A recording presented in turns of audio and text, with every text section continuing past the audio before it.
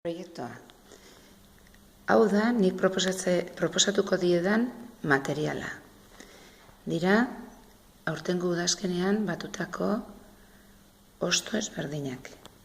Nik bakoitzetik bi jaso ditut eta ea beraiek zer egiten duten. Lehenengo eta behin ez diet ezer bereziki proposatuko.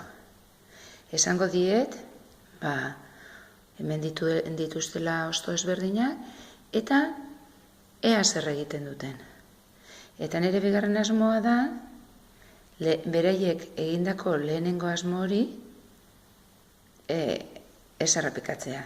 Beste ezberdin bat egitea. Ea zer ateratzen den.